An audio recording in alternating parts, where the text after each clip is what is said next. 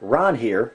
I did a video called Heat Test, transistor heat test for EMF lamp. That's EMF as an electromagnetic flyback. And I showed my circuit, my parts of my circuit, and this is the parts of that circuit all put together in a compact form. Basically, again, it's a 555 timer with fixed capacitance and resistors. This is made for an 86% duty cycle, and the timer is going to run a transistor which is going to turn power on and off to a 2-inch toroid inductor, and this will supply enough flyback voltage to easily power my household light bulbs, which are now all LED. It will power this 8.5 watt light very, very well. So what I've done is basically put the circuit together, and I plan on putting it into a vitamin bottle like this. And I used I don't know if you've heard of this, a hot knife, soldering iron with an X-Acto knife on the end of it.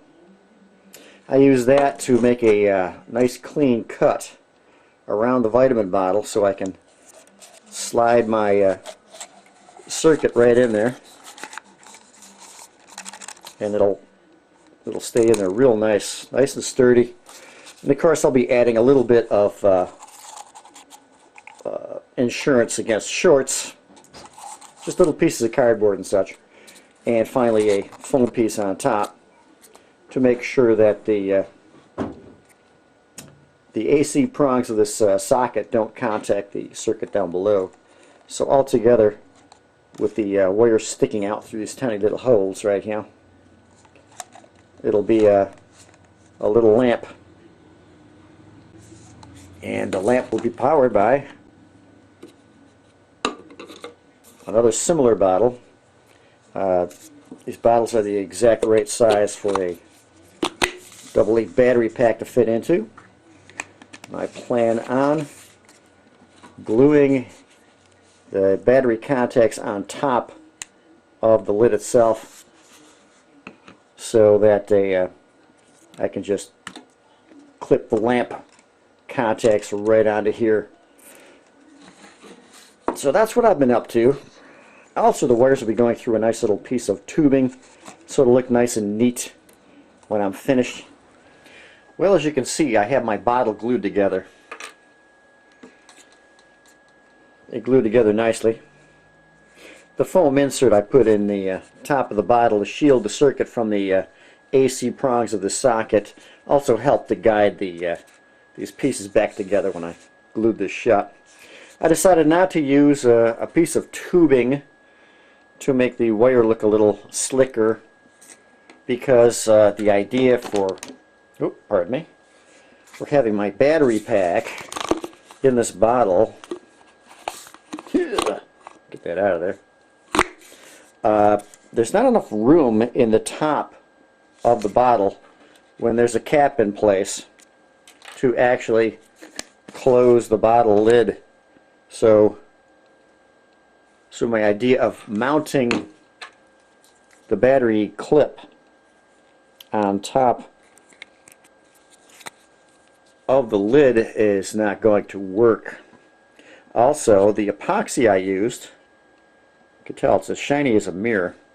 The top is so slick and shiny on this plastic bottle that the epoxy did not adhere. It glued down there and then just slid right off.